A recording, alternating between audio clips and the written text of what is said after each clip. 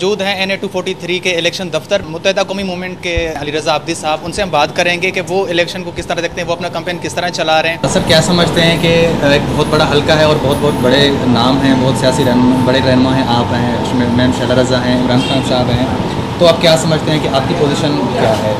हम समझते हैं कि ये मुत्तहिदा का एक रिवायती हल्का रहा है और यहाँ के जो रिहायशी हैं वो उन्होंने हमेशा मुत्तहिदा को ही सेलेक्ट किया। अभी भी हम ये समझते हैं कि हमारा बहुत सारा वोटर ज़रूर इस बात का तो हमसे गिला करता होगा कि हम इलाके में उनकी उस तरीके से खिदमत नहीं कर सके, लेकिन उसके रीज़न्स भी उनको पता है कि पिछले 5 साल हमको कोऑपरेट भी नहीं करने दिया। खान साहब इलेक्शन में मद्दे मुकाबिल हैं, वो बनी गाला में रहते हुए असेंबली नहीं जाते तो शायद कराची तो मुश्किल ही है कि वो आए।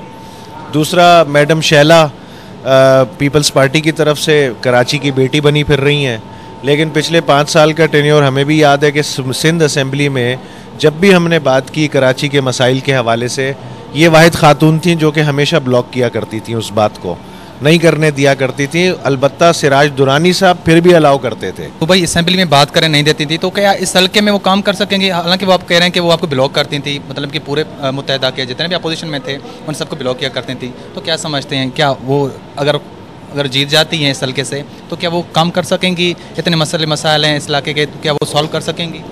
पीपल्स पार्टी की तो बिल्कुल भी नीयत नहीं है कि लोकल गवर्नमेंट को इख्तियार दिया जाए।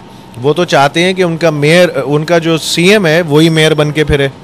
मतलब 1500 अरब रुपए पिछले 10 साल में इन्होंने डेवलपमेंट बजट लिया और पूरे सिंध का 1500 अरब रुपए कहाँ लगे पूरे सिंध में, मुझे आप बता दीजिए। दूसरा, सेंसस में हमें कम शो किया। कराची दुश्मनी तो पीपल्स पार्टी की आज से नहीं, बहुत अरसे से चलती भी आ रही है। तो मैं नहीं समझता कि ये जीत भी सकेंगी यहाँ से।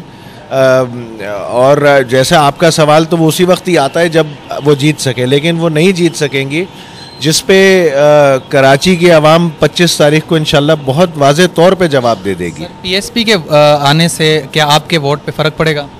हमारे वोट पे नहीं पड़ेगा, हमारा जो एंटी वोट था उसमें ही खेलेंगे वो लोग, जो कि PTI का भी वोट बैंक है, MMA का भी वोट बैंक है, अब वो PSP का भी थोड़ा सा हिस्सा उसमें आ जाएगा, और PTI का भी जो वोट बैंक है। मुत्तहिदा का अल्हम्दुलिल्लाह अपना वोट बैंक है जो कि सस्टेन्ड है। सर, बस शॉर्टली मैं आपसे पूछना चाहूँगा 2018 के इलेक्शन में आपका अपना क्या मंशूर है? आप क्या कहना? देखिए, हम तो आवाम की खिदमत के लिए, अपने लोगों की आवाज़ असेंबलियों में पहुंचा के उनके लिए कानून साजी करने के लिए हमारे 3 ऑब्जेक्टिव्स हैं अभी मेरी नज़र में, जो कि हमने अचीव करने हैं। पहला कि लोकल गवर्नमेंट सिस्टम को एम्पावर करना है, कि हम उम्मीद कर रहे हैं कि मुत्तहिदा कौमी मूवमेंट इस दफ़ा कोalition की हुकूमत बनाएगी, क्योंकि पीपल्स पार्टी के साथ जो इंटीरियर सिंध में हो रहा है वो हम सब देख रहे हैं। अभी लोगों में अवेयरनेस है, लोगों में अवेकनिंग है, वो उनके गिरेबान तक पकड़ रहे हैं।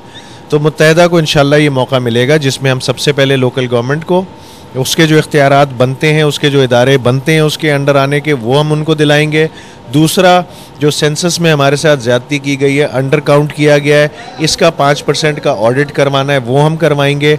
और तीसरा, जो कि एक देरीना ख्वाहिश कराची वालों की, सिंध वालों की, सदर्न सिंध वालों की है कि अपना एक एडमिनिस्ट्रेटिव यूनिट होना चाहिए, हम उसके लिए भी लेजिस्लेशन करेंगे 2/3 मेजॉरिटी के तहत, या फिर नेशनल असेंबली में कोalition गवर्नमेंट में अमेंडमेंट ला के उसका जो सूबा बनने के जो तरीक़ेकार होता है उसको ईज़ करेंगे, ताकि पाकिस्तान भर में ज़्यादा से ज़्यादा सूबे बन सके।